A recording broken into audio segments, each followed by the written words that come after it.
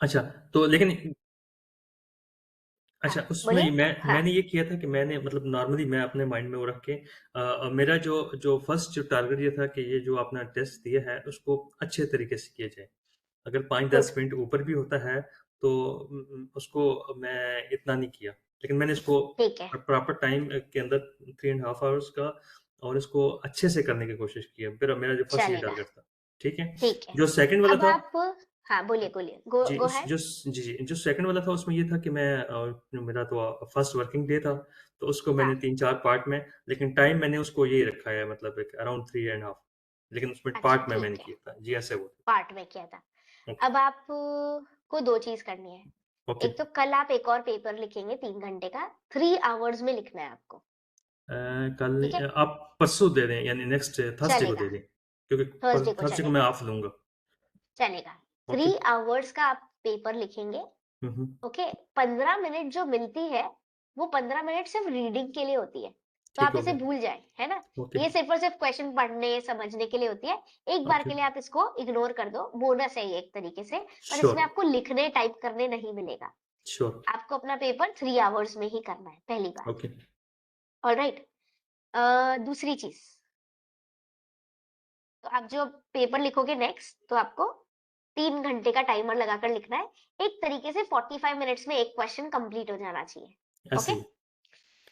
अब हम हमारे इम्प्रूवमेंट की बात करते हैं। एक तो आपको ये इंडिविजुअल स्टेटमेंट्स जो आपके pre formatted pre I would से कॉपी पेस्टेड होते हैं हमारे आंसर एरिया में इसे आपको रिमूव करना है। एक तरीके से ये अल्फा को भी हटाना होगा बीटा को भी हटाना होगा और एक तरीके से ये जो टोटल फिगर्स है ना आप समझ रहे हैं? जी, सिर्फ और मैम। सिर्फ यही शो होंगे कंट्रोल सी कर कर एक तरीके से। जस्ट एन एग्जांपल आपको यहाँ शो करना है दैट्स इट। ये ओके, आपका आंसर का पार्ट है आपको ये कुछ भी शो नहीं करना। क्लियर श्योर, है ना क्लियर। सिर्फ और सिर्फ एक कॉलम शो करेंगे आप। मैं हटा देती हूँ अभी के लिए। बट ये इंडिविजुअल जो स्टेटमेंट्स है उसे एग्जैक्टली क्लियर करोगे। एक तरीके से आप फाइनल बैलेंस शीट किसी को प्रोवाइड कर रहे हो। क्या होता है बैलेंस शीट में एक कॉलम मैक्सिमम 2 कॉलम करेक्ट। अगर ऐसे ही। सीएफएस बनना है तो सिर्फ एक कॉलम होगा। इनफ तीन है। कॉलम अलाउड नहीं है मार्क्स ही नहीं मिलेंगे। Okay, clear ma'am. सेकेंडली आपने profit for the year attributable to parent and NCI show करते हैं। ऐसे। What about TCI.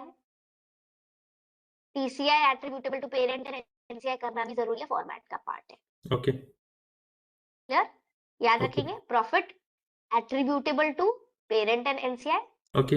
ऐसे ही TCI attributable to parent and NCI दोनों चीज का ध्यान रखेंगे। अब एक और चीज आपका ये रेवेन्यू का फिगर एग्जैक्टली करेक्ट ओके, है बट आपको बताना है इधर ब्रैकेट में कि मैंने 100% ऑफ पेरेंट प्लस किया फिर 100% ऑफ सब्सिडी प्लस किया ओके, फिर मैंने कोई इंट्रा ग्रुप ट्रांजैक्शन हटाया 32,000 का और ऐसे मेरे पास फिगर आई है 350 800 या 8,000 जो भी है। Okay clear ma'am, clear ma'am. आपने ये ब्रैकेट में आपको बताना है जस्ट एन एग्जांपल आपने 100 प्लस किया प्लस 200 प्लस किया -32 किया जो भी आपने ऐड लेस कर रहे हो इंडिविजुअल आइटम्स ये आपको ब्रैकेट में बताना है। ओके, ओके तो अभी क्लियर। तक हमने क्या क्या समझा कि एक तो इंडिविजुअल स्टेटमेंट्स हटाने ओके, इंडिविजुअल स्टेटमेंट्स हटाने और ब्रैकेट में आंसर बताना है। ओके। इसके अलावा profit attributable to parent and NCI के साथ साथ में TCI attributable to parent and NCI भी शो करना है। TCA means TCI total comprehensive income यहाँ पे इसमें है, इसमें नहीं है आई थिंक इस जगह में नहीं आई नहीं थिंक है टीसीआई है है। टोटल कॉम्प्रिहेंसिव इनकम है। ओके, ओके ओके, मैं आपको श्योर। आंसर शो करती हूँ। No issue, no issue, no problem.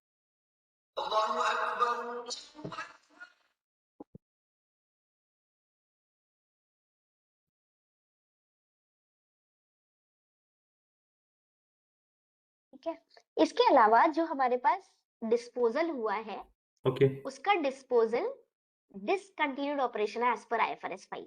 हुँ, हुँ। तो डिसकंटिन्यूड ऑपरेशन का आप अमाउंट सेपरेट लाइन आइटम में शो करते हो। देखो आंसर का पार्ट देखो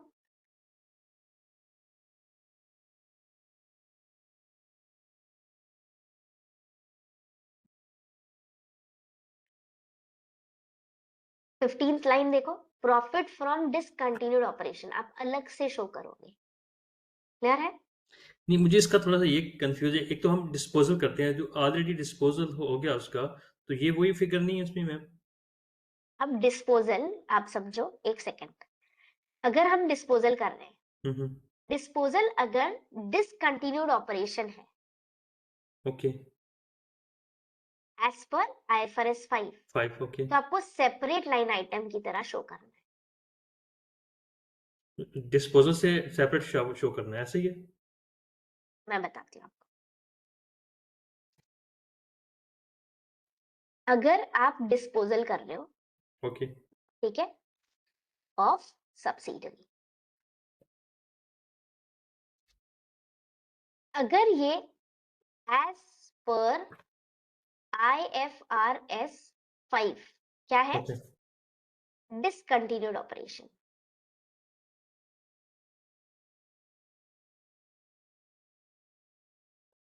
ओके, अगर ये as per IFRS 5 discontinued operation है, तो आप क्या शो करोगे? Gain slash loss on disposal, ठीक है, after tax, plus post tax profits या फिर loss till date of disposal. इन दोनों चीजों को ऐड करोगे, क्या करोगे? इन दोनों चीजों ऐड को ऐड करोगे, जो भी आपने डिस्पोज कर कर गेन लॉस हुआ और जो भी उस कंपनी ने अर्न किया till the date of disposal. Example, आपके पास एक कंपनी थी जिसने 8 महीने काम किया और अब आप सेल कर रहे हो उसे। ऐसे ही है। 8 महीने में उसने कुछ रेवेन्यू कमाया होगा, कुछ एक्सपेंसेस हुए होंगे, ओके, ठीक है, जो भी नेट प्रॉफिट है, डू यू अग्री, आपका शेयर बनता है उस 8 महीने के लिए, यस, करेक्ट? तो आप वो प्रॉफिट्स का शेयर भी शो करोगे, वो प्रॉफिट्स भी शो करोगे जो उसने 8 महीने में कमाई या फिर example till date of disposal कमाया, प्लस अब आपने बेचा, मान लो उसके net asset, just an example, उसकी डब्ल्यूडीवी है जो बुक्स में कॉस्ट है, जस्ट एन एग्जांपल, वो 10 लाख की है, आपने 30 लाख में बेचा, डू यू अग्री, आपने 20 लाख का प्रॉफिट कमाया ऑन डिस्पोजल। ऐसे ही है। वो अलग है, ये दोनों को आप ऐड करोगे और शो करोगे, show as separate line item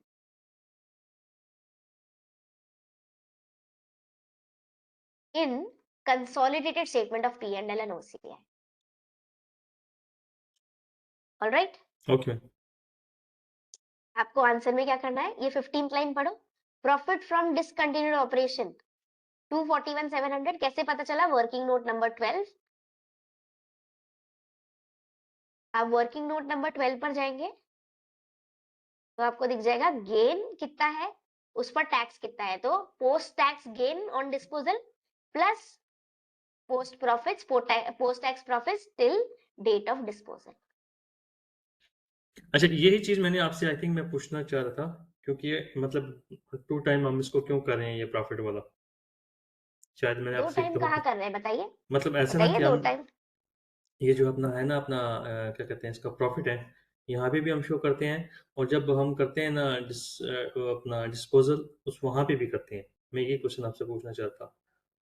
ये जो अपना है इसका 6 मंथ डेट ऑफ डिस्पोज़ल ये 9th वाला 31,000, आप या बोल रहे यानी 31,000 यानी को, यहाँ पे भी प्रॉफ़िट शो करते हैं और वहाँ पे भी। और इसके अलावा और कहाँ पर शो कर रहे हैं बताइए? डिस्पोज़ल यहाँ पे किया है 11th है ना यस 11th यहाँ पे भी 31,000 नहीं यहाँ नहीं पे किया है है, नहीं अच्छा ओके ठीक यहाँ है पर नहीं किया है, अगर आप देखोगे आपकी एक्सेल फाइल में भी आपको वहां पर नहीं करना है। गेन ऑन ठीक है। डिस्पोजल अगर हम कैलकुलेट करें, ओके, सो ये गेन ऑन डिस्पोजल जो है, जो भी 6 मंथ का हाँ प्रॉफिट है, ये देखना ये मेरा पॉइंट है मैम ये देखिए ना यहाँ नहीं शो करना डियर।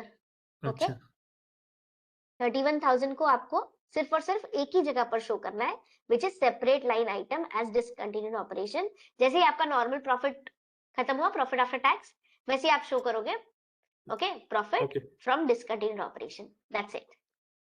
क्लियर मैम ओके, यहाँ ठीक है डिस्पोजल 2 बार शो नहीं हो रहा, सिर्फ और सिर्फ एक ही जगह शो होगा। वो कहाँ पर शो होगा? यहाँ पर, जहाँ पे आपने,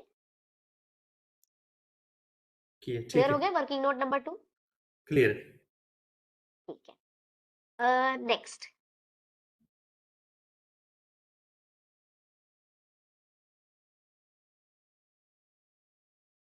मैंने क्या साथ साथ में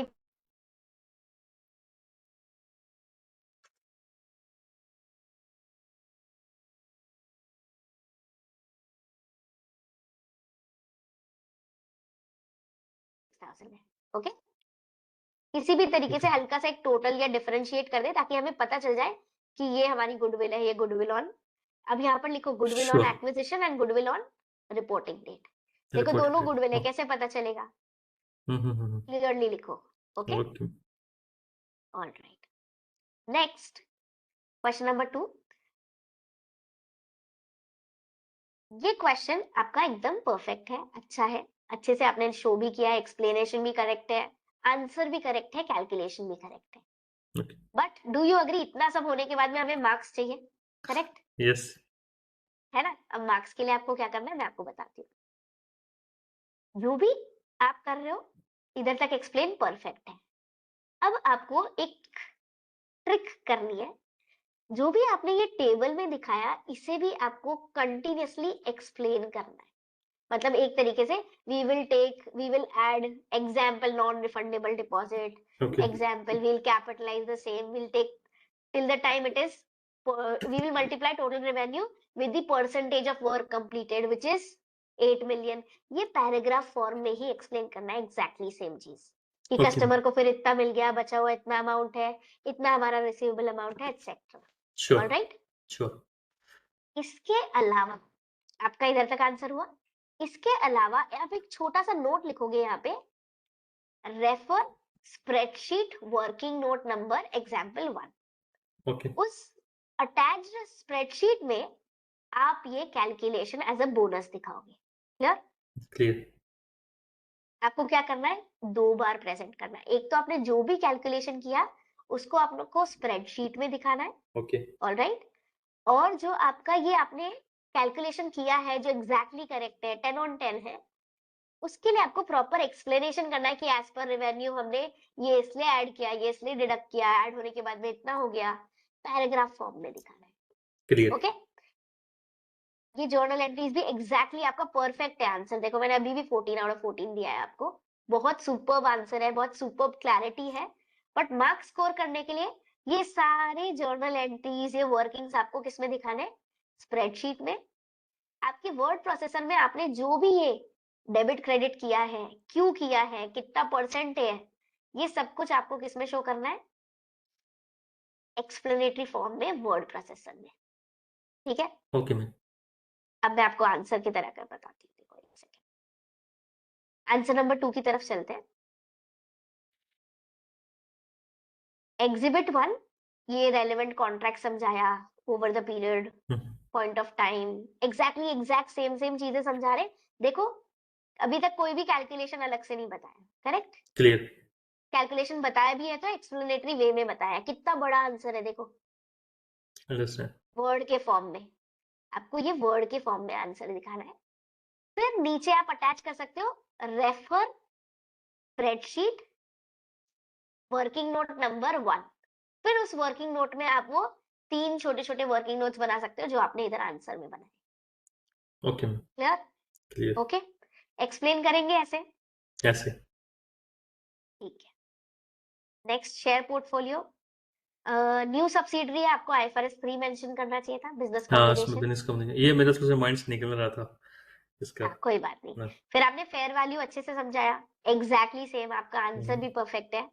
ओके, एक तो ये 840 नहीं लिखना, $840,000 या फिर कुछ ओके, लिखेंगे, सिर्फ 840 नहीं लिखेंगे। श्योर, ऑलराइट, दूसरी बात, अब आप ये असेट की तरह रिकॉग्नाइज कर रहे हो तो आपको बताना है कि आईएफआरएस 9 के हिसाब से हम ये फाइनेंशियल असेट मान रहे हैं और ओके, इसे fair value through P and L charge करना है। क्लियर, मिसिंग पॉइंट क्या क्या थे? आईएफआरएस 3 मेंशन नहीं किया, नई सब्सिडरी है वैसे ही आईएफआरएस 3 मेंशन करो। असेट की फेयर वैल्यू किसका कर रहे हो? फाइनेंशियल असेट का कर असेट रहे हो। से फाइनेंशियल असेट क्यों है? क्योंकि आईएफआरएस 9, तो आपको आईएफआरएस 9 मेंशन करना है, fair okay, value through P and L mention करना है, आईएफआरएस 3 मेंशन करना है, तब जाके आपको 7 on 7 मिलेंगे। क्लियर, ठीक है, आंसर को ना आप सही लिखते हो, थोड़ा सा और बड़ा करो आंसर। 2 तरीके के एग्जाम होते हैं ना, ठीक है? बीकॉम आपने कभी दिया? जी, बीकॉम ग्रेजुएशन का एग्जाम? उसमें बस ग्रेजुएशन। लिखते रहो, लिखते रहो, लिखते रहो। जैसे अपने इंडिया में होता है 5 क्वेश्चंस आते हैं और 5 क्वेश्चन के लिए 10-10 पेज भरने पड़ते हैं, मतलब ऑलमोस्ट 50 पेज, ओके। है ना? बात वही है, वही 10 पॉइंट है। But it is like explain again and again with example, with proper workings. तो यहाँ पर भी ना, आप जो डिप्लोमा कर रहे हो वो एक प्रोफेशनल लेवल की अंडरस्टैंडिंग मांगता है, करेक्ट? ओके। और एक्सप्लेनेशन मांगता है एक तरीके से। अगर आपने ये क्लियर कर लिया तो आप ये एक्सपर्ट माने जाओगे कि हाँ, इसको आईएफआरएस बहुत अच्छे से आता है। ये आपका टेस्ट करता है एप्लीकेशन। आप देखोगे सारे क्वेश्चंस भी कैसे एप्लीकेशन बेस्ड है, करेक्ट? यहाँ पर ऐसे आपको पता करना है कौन सा स्टैंडर्ड अप्लाई हो रहा है, कितना अप्लाई हो रहा है, कितना कॉम्बिनेशन ऑफ स्टैंडर्ड्स अप्लाई हो रहे हैं, करेक्ट? क्विक में। तो आपको जैसे अगर आपने लगभग, जस्ट एन एग्जांपल, अगर ये आपने 10 लाइन में लिखा है आंसर, तो आपको मिनिमम 15 लाइन में आंसर लिखना है। अच्छा मैम, यहाँ पे मेरा क्वेश्चन ये था कि जो आपने कहा था कि अगर आपके मेन मेन पॉइंट आपके वहाँ पे हो जाते हैं उसमें, तो हाँ, उसमें फिर मार्क्स का नहीं होता ये कि लाजमी इतना ज़्यादा वो एक्सप्लेन करनी है। मैं बोल सकती हूँ, बट सेफर साइड पे अगर आपको बहुत छोटा आंसर है हाँ और हाँ। सारे पॉइंट्स भी है, फिर भी हो सकता है वो काट लेगा मार्क्स देने में। समझ रहे?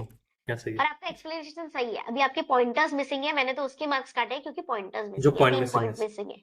ठीक है मैम। 3 पॉइंट मिसिंग है, मैंने 3 मार्क्स ऐसे डिडक्ट करे। ओके? ओके। सेफर साइड के लिए, ज्यादा स्कोर करने के लिए कोशिश करो थोड़ा सा एक्सप्लेन जल्दी। इलेबोरेटेड वे में मेंशन करो। जो भी आपके मन में चल रहा है, सोचा, अप्लाई किया, उसको इधर मेंशन करो कि मैं ड्यू सब्सिडी को आईएफआरएस 3 के हिसाब से करता हूँ। फाइनेंशियल एसेट को रिकॉर्ड करना है। जो भी आपने वैसे भी अप्लाई कर रहे हैं उसे आप मेंशन भी करो to score. Okay. Okay? Ethical issue perfect है। एक आप सेल्फ इंटरेस्ट या फिर पर्सनल इंटरेस्ट का थ्रेट मेंशन कर सकते हैं जब भी ये फेवरेबल प्रॉफिट, फेवरेबल बोनस की बात होती है। एक ये पॉइंट एक्स्ट्रा मेंशन कर सकते हैं।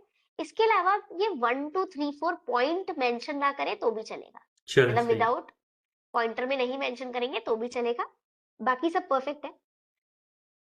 टॉकिंग अबाउट दिस, आपको क्या क्लियर है कि कौन सा आंसर हमें वर्ड में लिखना है और कौन सा हमें एक्सेल फाइल में? मुझे वो आज का आइडिया है मैम।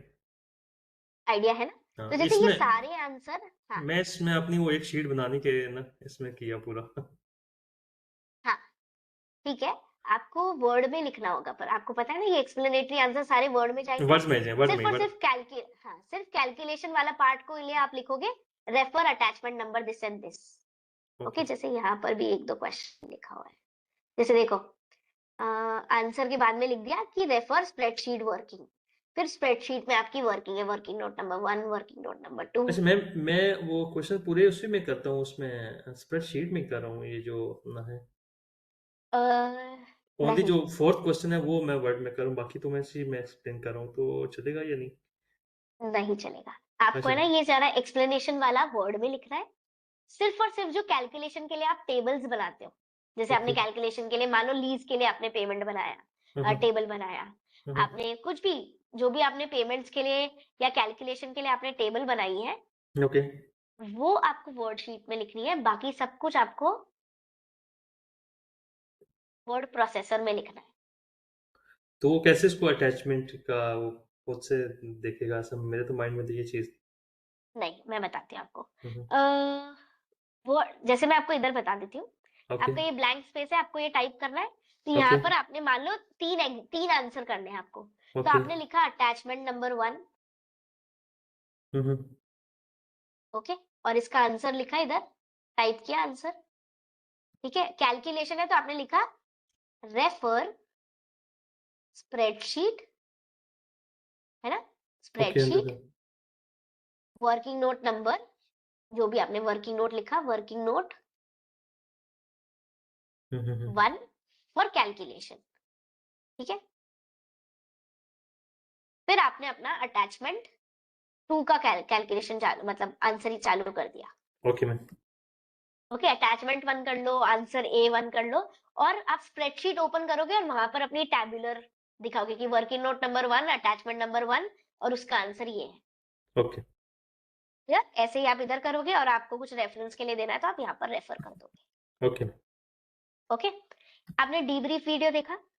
नहीं, उसमें मेरे पास नहीं था टाइम, मैं नहीं देख सका। कोई बात नहीं, आप है ना पूरा आंसर मत देखो उसका, पर हुँ, आज शाम को जब आप ऑफिस से फ्री होते हो, ओके, आप क्या करोगे, डीब्रीफ वीडियो को देखोगे, हुँ, चाहे हुँ, 2x पे देख लेना, हो सकता है 4 की जगह 2 ही क्वेश्चन देख लेना, चलेगा। Okay, alright? ओके, ओके, कोई बात नहीं, जरूरी नहीं है आपके पास 4 देखने का वक्त हो, कोई बात नहीं, क्योंकि आपको आंसर देखने की जरूरत नहीं है, आपको आंसर आता है, आपको कॉन्सेप्ट्स आते हैं, आपको देखना क्या है कि how to find. Answer present कैसे करना है, कब एक्सेल फाइल यूज करनी है, कब स्प्रेडशीट यूज करनी है। ओके, मैं देख लेता हूँ उसमें ऑलराइट? इसमें। तो ओके, आज आप डीब्रीफ वीडियो देखेंगे, सेम जो जैसे मैं बता रही हूँ वैसे ही उसको अटेम्प्ट करेंगे। फिर श्योर। आंसर, हाँ, ये भी हो गया, शेयर पोर्टफोलियो हो गया, एथिकल इशू आपका काफी अच्छा है, इसकी लेंथ भी ठीक है, मतलब इसका जितना है ना ये आपकी वजह से लगभग हुआ 63 से 7 है। गुड गुड गुड अच्छा, गुड, आपका वेरी मैम गुड। वो मुझे चीज़ें जो हैं उसमें ये था कि मुझे बहुत सारी चीज़ें आती थी, लेकिन जो उसमें से जो मेरे जो मिसिंग पॉइंट थे ना बहुत सारे, ठीक है? तो वो टोटली आपकी वजह से मेरे क्लियर हुए हैं, बहुत सारे मिसिंग, बढ़िया ठीक है? बढ़िया, रियली वेरी हैप्पी। अगर मैं इसमें से 1 पे 1 भी कराऊँ ना तो मुझे बहुत सारी चीज़ें हैं और स्पेशली जो अभी मुझे मॉक टेस्ट हुआ है ना, इसका सबसे मुझे अच्छा जो ये चीज़ लगी है कि थोड़ा-सा मुझे कॉन्फिडेंस भी है इसमें, मतलब बहुत सारा कॉन्फिडेंस है और एक जो क्वेश्चन था ना लीज़ वाला, ठीक है? हाँ हाँ मिस कर रहा था पॉइंट उसका जो हाँ एक्चुअली नेक्स्ट हाँ। पे था। वो मैं बहुत ज़्यादा पॉइंट मिस कर रहा था और रात को फिर मैंने इसको क्लियर किया जब आपने मुझे रिज़ल्ट भेजा है, ठीक है? तो मेरी आपको क्लियर बहुत हुआ सारी, वो? मैं कहता हूँ 100% और मैं वो जो एडवांस वाली चीज़ थी ना, वो मैं उसको देखा भी नहीं, कोई क्वेश्चन भी इसको टच नहीं किया था। तो हाँ वो चीज़ मेरी बहुत ज़्यादा क्लियर हुई क्योंकि मैं दूसरी चीज़ें तो क्लियर कर गया था। ये एडवांस वाली हम्म, मेरी मिसिंग थी, हाँ, ठीक है? कोई अमाउंट और ऑलरेडी पे कर दिया है तो उसको प्रेजेंट वैल्यू करने की जरूरत नहीं है, उसका नहीं है। प्रेजेंट वैल्यू फैक्टर 1 ही होता है, 1 करेक्ट? होता है और उसमें से एक हाँ, 1 ईयर जो है उसमें वो डिडक्ट हो जाएगा क्योंकि ऑलरेडी आपने डिडक्ट हो एडवांस कर जाएगा, दिया था। वो ये पॉइंट मेरा जो करेक्ट। था मतलब तो इसमें बहुत सारी चीज़ों में मेरे बहुत सारे पॉइंट जो है ना मिसिंग थे वो मेरे क्लियर हुए हैं बहुत ज़्यादा, वो आपकी गुड वज़ह गुड से हुए। Good good. नाइस नाइस, है ना? ये भी सही है, कोई दिक्कत नहीं है। अब यहाँ पर आपको आंसर कैसे करना है मैं आपको वो बता देती हूँ। अब आपको अपने क्वेश्चन को कॉपी पेस्ट करना है। क्वेरीज अगर आप देखेंगे इसमें 5 क्वेरीज है, तो आपको वो ओके, क्वेरी लिखनी है, क्वेरी कॉपी करनी है, ओके, कॉपी पेस्ट करनी है, फिर उसका आंसर लिखना है। फिर ओके। सेकंड क्वेरी, जैसे हाँ, आपने हाँ। एग्जाम्पल इधर 1 लिखा, हुँ, हुँ। ठीक है? फिर साथ में इधर आंसर अपना उसका कॉपी किया, फिर आंसर लिखा। फिर क्लियर 2 क्लियर लिखा, मुझे। है ना? कॉपी किया उसको, फिर उसका आंसर, फिर 3 लिखा, ऐसे। ठीक है? Sure ma'am, sure understood. ठीक अच्छा ये है? वहाँ से एक बार कॉपी हो इसका जाता है ये मुझे नहीं हो दिखा। जाता है, आराम से हो जाता है, आराम ओके। से। बहुत आसानी से उधर से कॉपी पेस्ट होता है। इवन कभी-कभार क्या होता है, मान लो डिफिकल्ट लग रहा है, बहुत सारे फिगर्स हैं, हुँ, तो हुँ। आप कॉपी पेस्ट कर कर एक ही जगह पर अपना क्वेश्चन लेकर आ सकते हो, ठीक है? ओके। और फिर वहीं के वहीं सॉल्व कर लो और फिर बाद में ये हटा देना क्वेश्चन, हाँ, ये ऐसे मैं कर एक चीज़ सकते हैं। देख रहा था कि ये चीज़ लाज़मी है अगर वहाँ पे क्योंकि हाँ, बार-बार जाना फिर ऐसा फिर वो साइज़ में भी हाँ, मुझे थोड़ी-सी डिफ़िकल्टीज़ होती हैं, हाँ, तो अच्छा करेक्ट। रहेगा। क्योंकि जब आप करेक्ट, क्योंकि जब आप आंसर टाइप करते हो तो आपको इनफ अच्छे से स्पेस चाहिए, लिखने के लिए भी दिखना चाहिए। आप सिर्फ 2-2 हाँ, लाइन में अपना आंसर नहीं कर सकते। आई ऐसे ही। एग्री, है ना? तो आप एक तो डीब्रीफ वीडियो देखोगे हुँ, और हुँ। आप इस वाले, मैंने आज आपको चेक करके भेजा है, इसको ओके, फिर से चेक करोगे मैं चेक कर और लूँगा। जैसे इसका क्वेश्चन क्वेश्चन देखा और फिर इसका आंसर है। फिर अंडरस्टूड। क्वेश्चन देखा, फिर इसका आंसर है, ये आंसर है देखो, हुँ, हुँ, हुँ। करेक्ट? अच्छा मैम फिर मिनिमम जो हाँ, बोलो। 1 मार्क्स के लिए या 2 मार्क्स के लिए मिनिमम क्या लाइन है जो मिनिमम 2 मार्क्स के लिए 1 मार्क्स के लिए मिनिमम बाय 2, ज़बत क्या? 1 मार्क्स के लिए मिनिमम 2 लाइन्स ऐसे मान लो, वो भी उसमें सारे पॉइंटर्स होने चाहिए, जैसे एक्सप्लेन किया, स्टैंडर्ड का नहीं, नंबर लिखा, नाम लिखा। पॉइंट तो मतलब वो ठीक है, लेकिन वैसे मैं उसके हाँ, अलावा कहता कि एटलीस्ट मतलब है कि 1 मार्क्स के जैसे लिए 10, आपके 2 लाइन्स हैं लाज़मी है। हाँ, लगभग। तो जैसे ओके, अगर 10 नंबर का है क्वेश्चन तो आपको 20 लाइन में आंसर लिखना है ऑन एन एवरेज। ओके। ये ओके? मिनिमम है ना? देखो, हाँ, लगभग मतलब आप इससे आराम से स्कोर करेंगे, कोई दिक्कत ठीक है। नहीं है। आपका ट्रांज़ैक्शन ये रहा, ऑलराइट? ओके। देखो, ट्रांज़ैक्शन सारा किया है, बट पैराग्राफ फॉर्म में किया है, हुँ, हुँ, हुँ, हुँ, हुँ। ध्यान से देखना। अब जब मेरा खत्म हो गया और मुझे फिर भी वर्किंग्स और दिखानी है, तो क्या किया? सी वर्किंग 1 फॉर हाँ, स्प्रेडशीट, हाँ, ओके। ठीक है? अब आप स्प्रेडशीट में जब जाओगे, तब आपको वर्किंग नोट दिख जाएगा। Sure, sure. देखो यहाँ पर आंसर 2 के बाद में भी क्या लिखा? See working 2 from the spreadsheet, spreadsheet, sure, correct. ठीक हो अब गया। आप जब स्प्रेडशीट की खोलोगे तो वहां पर आपको वर्किंग दिख जाएगी, ट्रांजैक्शन ए की मेरी ये वर्किंग्स है और ट्रांजैक्शन बी की मेरी ये वर्किंग्स है। Okay ma'am, clear, clear clear. है ना? ऑलराइट, तो आज आप क्या करोगे, दो चीजें करोगे। एक तो डीब्रीफ वीडियो देखोगे, ओके, चाहे एक क्वेश्चन देखना चाहे दो क्वेश्चन कोई बात नहीं, चाहे 2x मैं पे टाइम देखना, देखूंगा बट उसमें। आप देखोगे। एक ये देखोगे और एक ये वाले क्वेश्चन को फिर से आंसर देखोगे कि आंसर क्या चाहता है, कैसे प्रेजेंट करता है और मैंने क्या लिखा। जस्ट श्योर, फॉर एग्जाम्पल, आपने 3 लाइन लिखी, आंसर ने 4 लाइन लिखी, आइडेंटिफाई जो एक लाइन मिसिंग है। क्लियर। ऑलराइट, आपके 10-15 नंबर बहुत आसानी से बढ़ सकते हैं। I can see the scope, इसलिए मैं श्योर। लिखती हूँ कि वी कैन डू बेटर। है ना? आंसर वगैरह बाकी सब सही है, मुझे और तो कुछ ऐसे अलग से नहीं लगा। काफी आंसर्स आपके अच्छे ही थे। Question number 4। हाँ, जैसे इसमें भी देखो, सिर्फ एक्सप्लेनेशन नहीं किया ना, सिर्फ आपने ये आपका डिजिट डिजिट दिखा दिया, इसके लिए मार्क्स नहीं मिलते।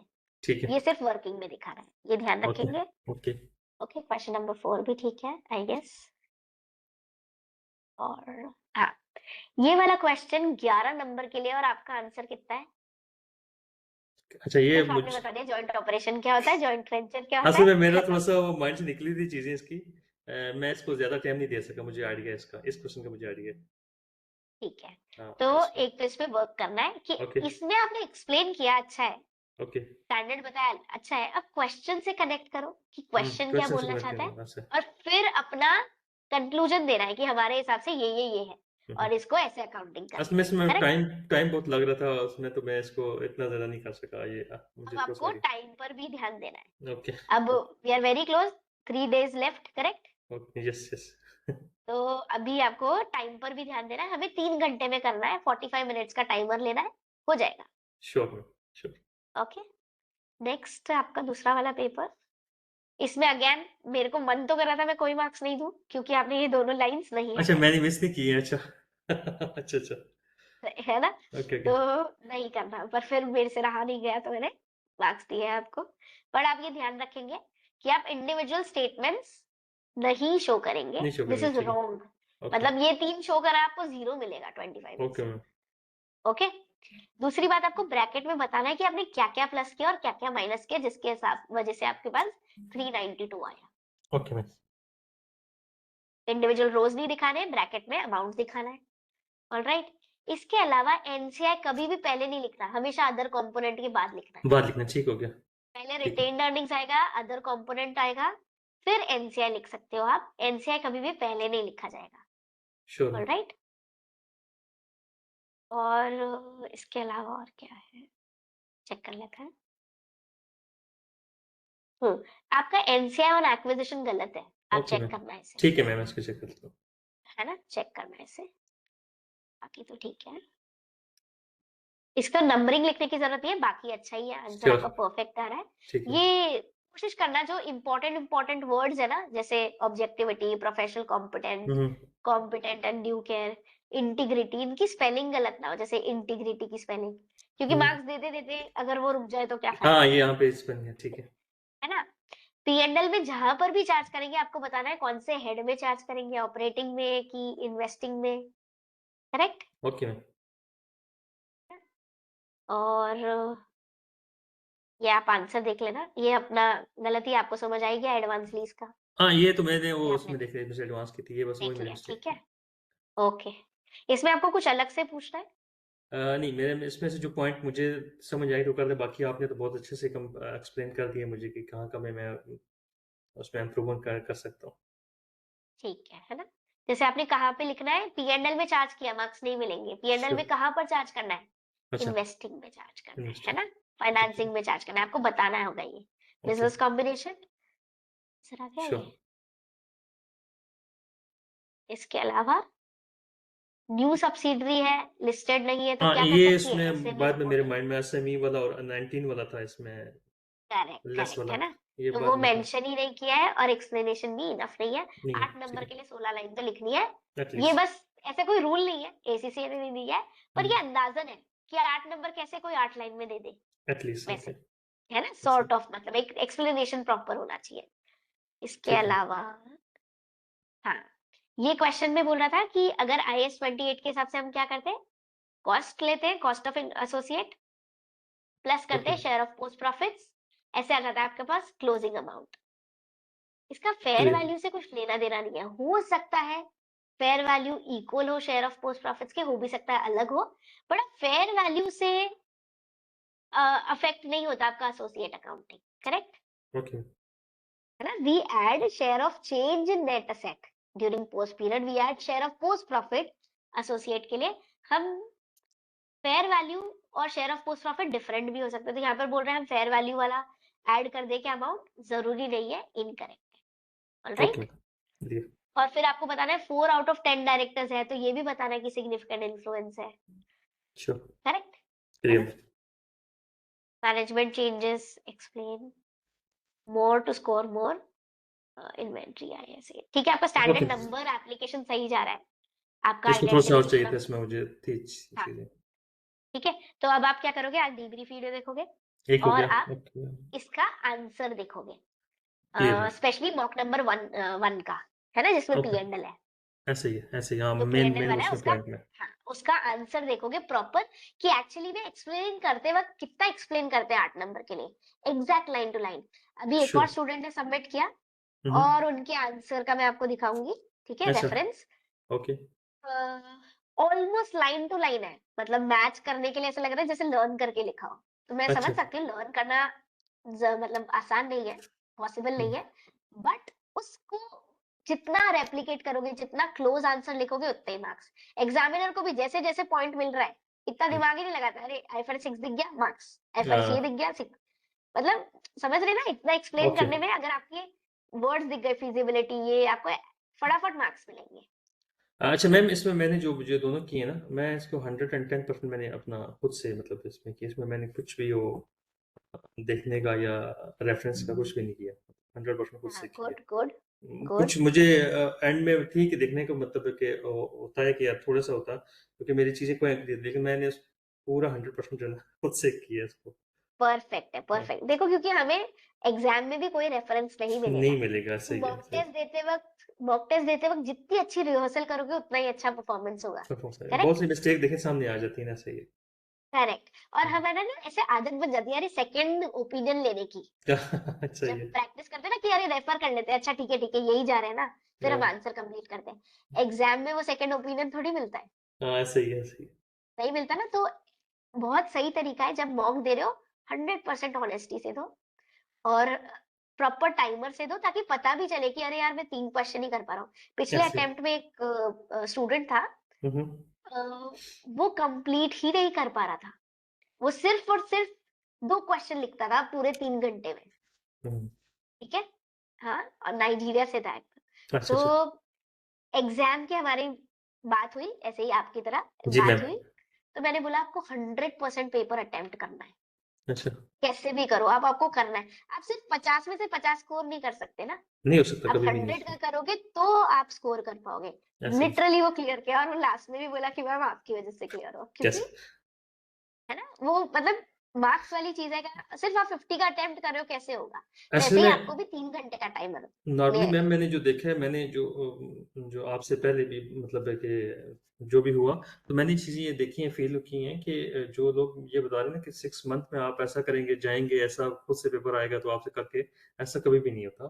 ठीक है। इसके लिए आपको वेल प्रिपेयर्ड होना चाहिए, और एटलीस्ट 1 ईयर इसका चाहिए। मैं तो इस चीज़ को ये समझता हूँ, 6 मंथ में तो ये कभी क्लियर नहीं होगा।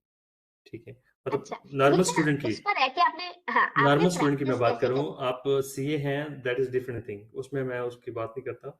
जो नॉर्मल ग्रेजुएट हैं, और डेफिनेटली दे हैव गैप, क्योंकि आपको पता है करेक्ट करेक्ट। डेफिनेटली गैप है।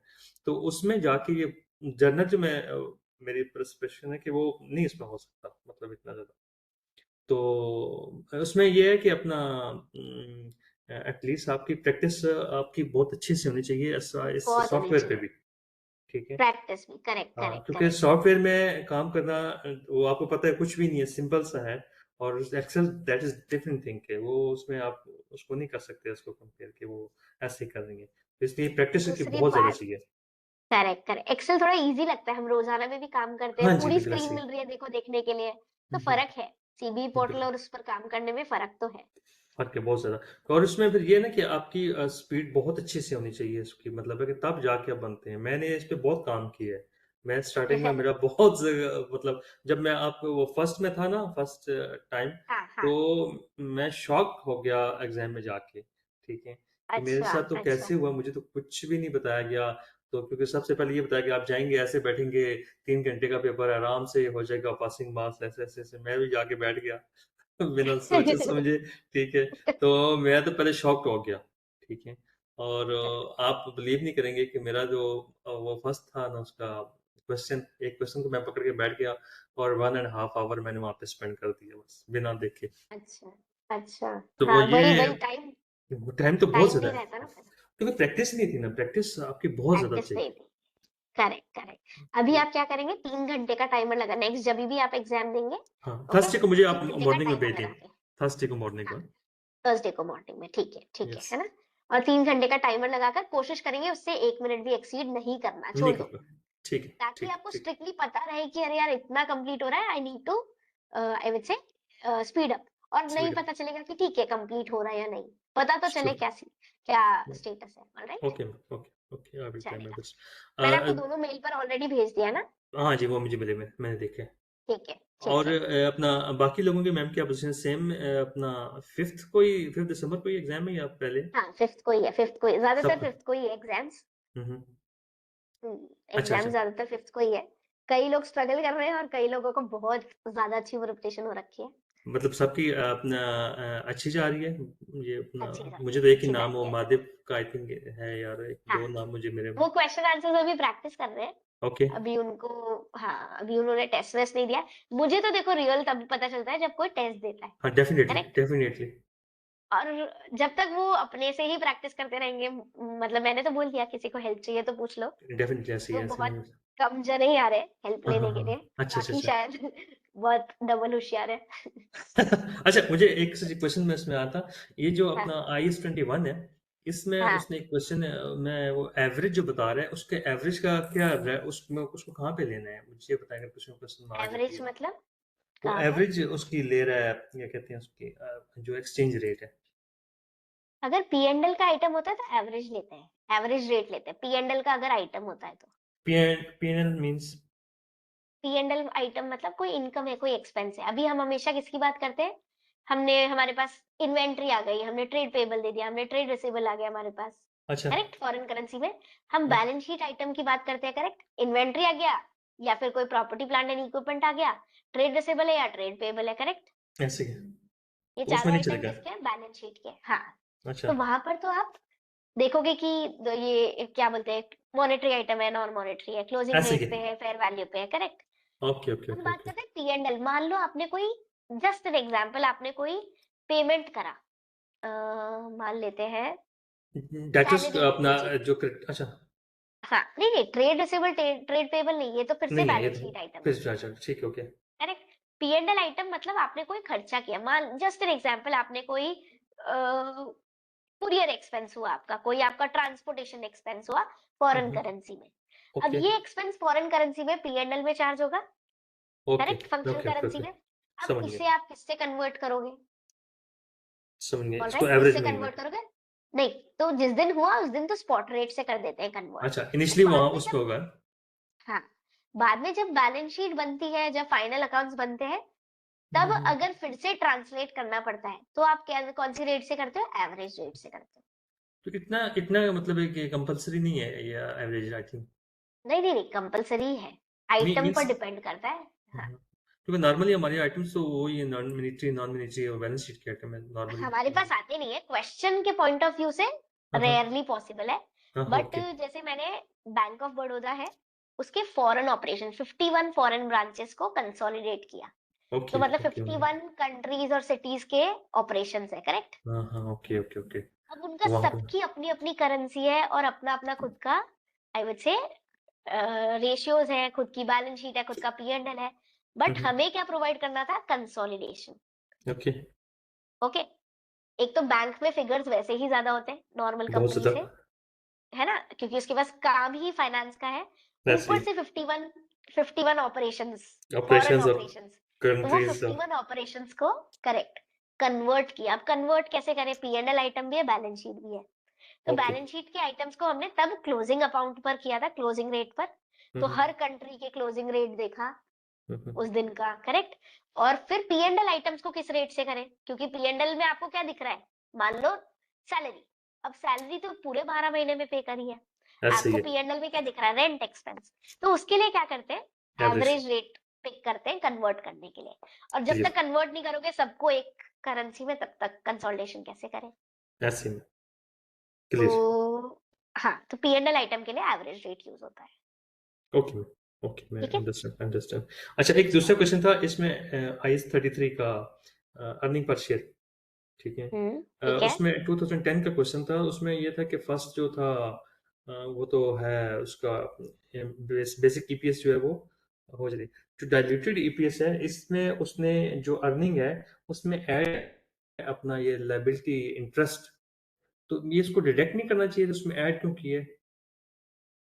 फिर से बोलो आपका कहाँ पर ऐड किया है। डाइल्यूटेड ईपीएस का जो अर्निंग है, जो उसका हाँ उसका प्रॉफिट है, उसमें हाँ, ऐड किया है liability of this, I think shares हैं। ठीक अ, है। तो ये ठीक है। ऐड उसमें से ये डिडक्ट नहीं होना चाहिए था, ये ऐड क्यों उसने किया? अच्छा, ऐड क्यों करते हैं, हाँ, हाँ, ये चीज़। डाइल्यूटेड मतलब, डाइल्यूटेड मतलब आज की बात नहीं कर रहे हैं हम। हमें आज की बात नहीं करनी, हमें कब की बात करनी है, फ्यूचर की, करेक्ट। ओके, कि फ्यूचर के ऊपर। पोटेंशियल चेंजेस क्या होंगे। ओके। तो पोटेंशियल चेंज में क्या होता है, जो भी आपके प्रॉफिट्स है वो बढ़ जाएंगे, क्योंकि आपको आपका जो डेट अमाउंट है वो कन्वर्ट हो जाएगा।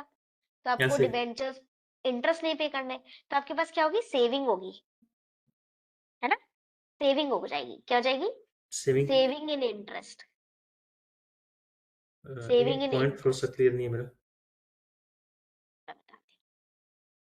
जो भी आपका प्रॉफिट आफ्टर टैक्स है, ओके।